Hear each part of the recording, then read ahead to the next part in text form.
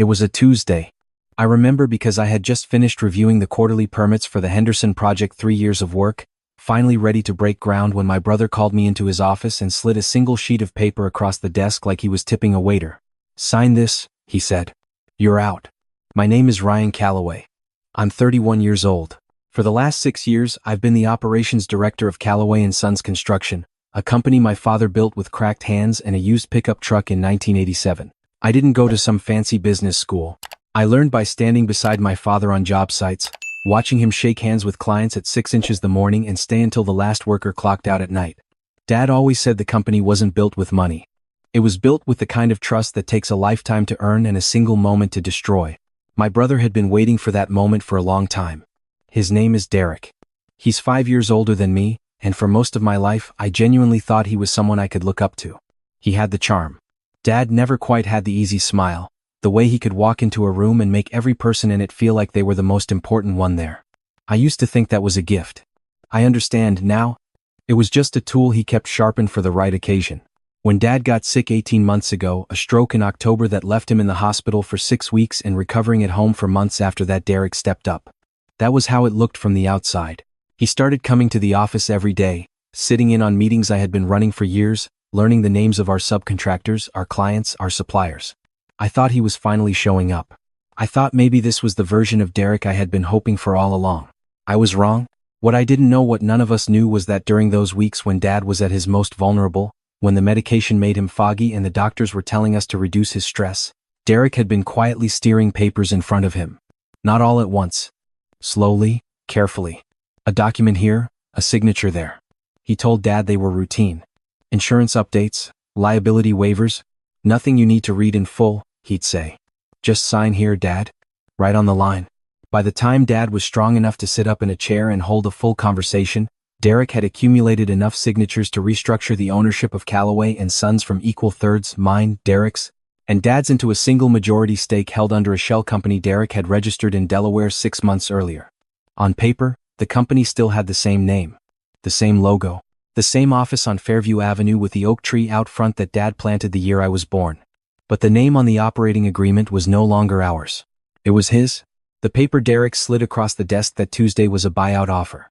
Not a real one, a formality, the kind you produce when you want to look like you followed the proper steps. The number on it was an insult. $400,000 for 6 years of my life, for the Henderson project, for every contract I had sourced and every client relationship I had maintained while Derek was off doing whatever Derek does with his time. $400,000 for a company that had closed out the previous fiscal year at just over $12 million in revenue.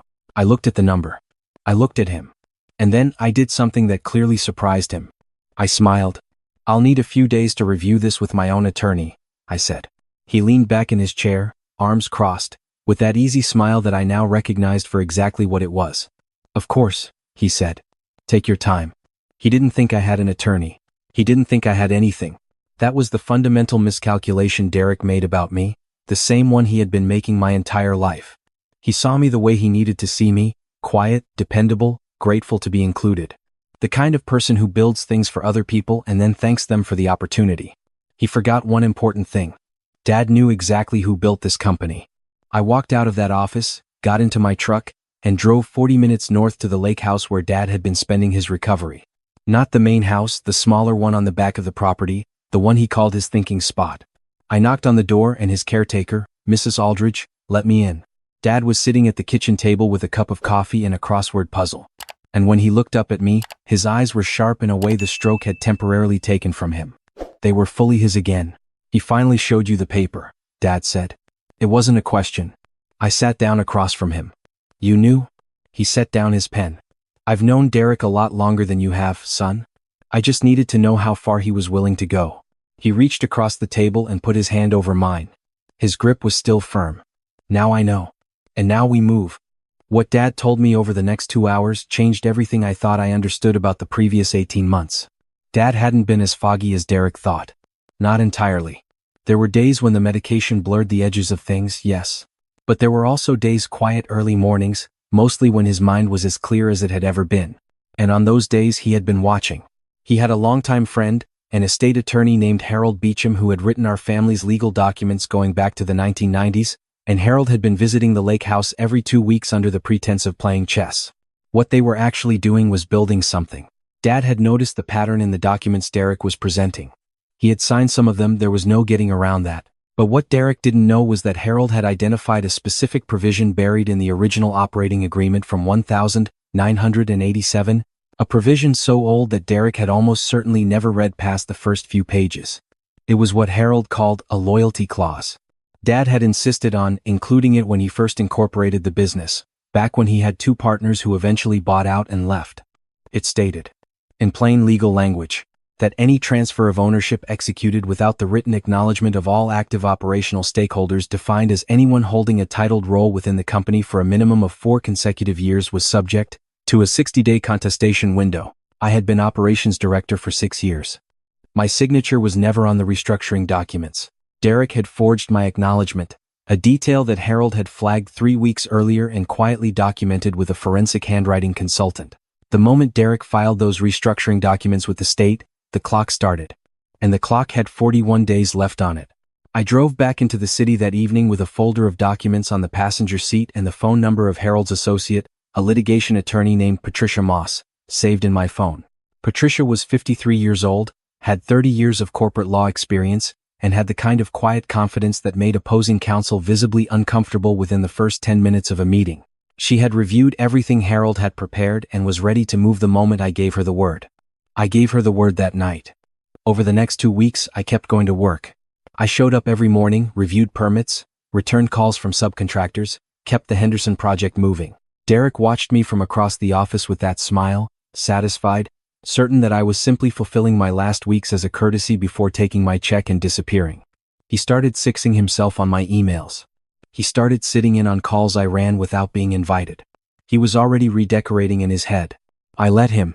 What was happening on the other side of the city was something he had no awareness of. Patricia had filed a formal contestation with the state based on the forged acknowledgement. Harold had submitted the forensic handwriting analysis as supporting documentation. And Dad quietly, clearly, with full cognitive documentation from 2 independent physicians confirming his mental competency, had submitted a sworn affidavit testifying to the circumstances under which he had signed the restructuring documents, including the specific medication he had been on, the hours they had been presented to him, and the language Derek had used to describe them. It was airtight. On a Thursday morning, 40 days after the restructuring had been filed, Derek arrived at the office to find it locked. Not the building, his key still worked for the building. His key no longer worked for the executive suite. He stood in the hallway outside it for a full minute before he pulled out his phone. I know because I watched it from the parking lot across the street, sitting in my truck with a coffee. The same way Dad used to watch job sites from a distance to see how things moved when no one thought he was looking. His first call was to his attorney. Then to the shell company's registered agent in Delaware. Then, presumably, to whoever he thought could help him understand why his access to the company bank accounts had been flagged and suspended pending a formal review. I watched him pace back and forth in front of the glass doors, and for the first time in my adult life, I saw Derek without his easy smile. What was underneath it was something small and frightened, and I felt no satisfaction in seeing it. Just distance. I finished my coffee and drove to Patricia's office. The next few days moved fast. Derek's attorney filed an emergency motion to halt the contestation, arguing that the loyalty clause was outdated and unenforceable. The judge disagreed. Derek then argued that the restructuring had been conducted in good faith based on Dad's verbal authorization. Harold produced 7 months of documented visits, calendar records, and the sworn affidavit from Dad. Derek's attorney went quiet for almost 2 full days, which Patricia told me was never a good sign for the side going quiet. Then Derek called me directly. I was at the Henderson job site, watching the crew pour the foundation, when my phone buzzed. I let it ring 3 times before I picked up. His voice had changed. The smoothness was gone, replaced by something raw and unsteady that I didn't recognize. "Ryan," he said. "We need to talk. Like brothers." "We are talking," I said. "You don't understand what you're doing. This company is both of ours. It always has been." Dad he got confused. He didn't understand what he was signing. "Harold has 2 independent doctors who say otherwise," I said. "And a forensic analyst who says your handwriting is a pretty good imitation of mine, but not good enough." The line went quiet for a long moment. When he spoke again, the rawness had sharpened into something else. "You think you're going to win this? You think a judge is going to hand the company to the little brother who never even had the nerve to ask for what he wanted?" I looked out at the foundation being poured. 3 years of permits. 17 subcontractors. A client who had trusted us with a $42 million project. I'm not asking, I said. I'm finishing what Dad started. I hung up. The hearing was on a Friday. I wore the same jacket I wore to every major client meeting, a dark navy one that Dad had given me when I got the Henderson account. He was in the courtroom, sitting 3 rows back, straight-backed and clear-eyed. Mrs. Aldrich had driven him in. He had insisted on being there. Derek sat at the opposing table in a suit I didn't recognize, expensive and new, with 2 attorneys beside him, and the particular rigid posture of someone who has not been told directly that they are losing but has begun to feel it in the room. His easy smile was gone entirely now. What was left in its place was a careful blankness, the kind people put on when they have run out of other expressions. Patricia presented the case cleanly. The loyalty clause. The forged acknowledgement. The timeline of document signings against Dad's medical records. The forensic report. She didn't editorialize. She didn't perform. She just laid every piece in order, like a foundation, one on top of another, until the structure was undeniable. Derek's attorney argued for 40 minutes. The judge listened without expression. Then she asked 3 clarifying questions about the 1987 operating agreement and the specific language of the loyalty clause. Harold, who was present as a consulting witness, answered all 3 from memory. The judge ruled that afternoon. The restructuring was voided in its entirety. The shell company's claim to the majority stake was dissolved. Ownership reverted to the original structure, mine, Derek's, and Dad's, pending a secondary review into the conduct that had led to the forged acknowledgement. That review was forwarded to the State Attorney General's office, which, as Patricia explained to me afterward with careful understatement, was unlikely to be a comfortable process for Derek. Outside the courthouse, in the gray afternoon light, Derek found me on the steps. His attorneys were still inside. He was alone in the way that people are alone when the version of themselves they had constructed in front of others has suddenly stopped working. "You could have just talked to me," he said. I thought about that. About all the times over the years when I had tried to talk to Derek and been waved off. Dismissed, made to feel like the conversation wasn't worth his time. "You had 40 days, I said. "You could have come to me at any point in those 40 days. He had nothing to say to that. He looked away, across the parking lot, had nothing in particular. I walked to my truck. Dad called me that evening from the lake house. He sounded tired in the way he always did after a long day, but underneath the tiredness was something settled and solid. "You did good," he said. "We did good," I told him. "You planned most of it." He laughed, soft and short. "I just read the fine print, son. You're the one who built what was worth protecting."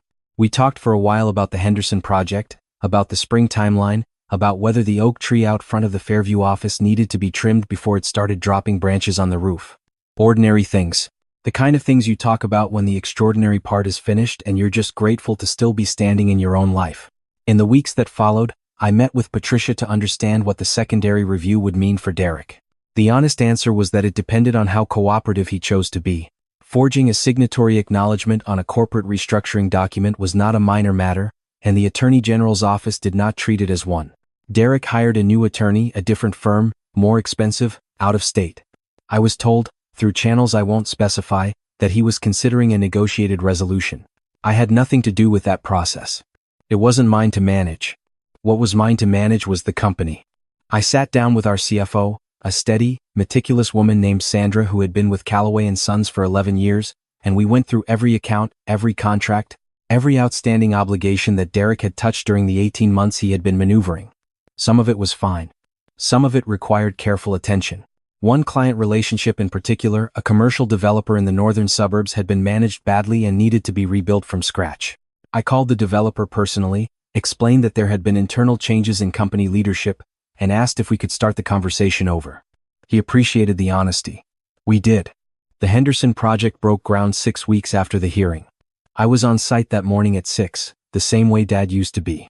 I stood at the edge of the cleared lot and watched the equipment move, and I thought about the version of this moment that almost didn't happen, the one where I had taken the $400,000 and disappeared, told myself it was enough, let Derek have the name on the door while I went somewhere smaller. I thought about it for about 30 seconds. Then I went to work. There is something I want to say about what I didn't feel during all of this, because I think it matters more than what I did feel. I didn't feel like I had won something over Derek. What I felt was more like being returned to myself, like a room that had been locked from the outside finally having its door opened, not dramatically, not violently, just quietly, from the correct side. The version of me that Derek had worked to make small wasn't something I missed or mourned. I had just been waiting, calmly, for the right door. Dad moved back to the main house at the lake in the spring. His recovery wasn't complete, it never would be entirely. The doctors had been honest about that, but he was walking unassisted and thinking as clearly as I had ever known him to. We had dinner every Sunday. He would ask about the projects, about the crew, about Sandra's opinion on the new accounting software we were evaluating. He would ask the way a person asks when the answers genuinely matter to them, not as conversation filler. I got a message from Derek in late April. Not a call, a message, the kind that comes from a person who is no longer sure they have the right to call.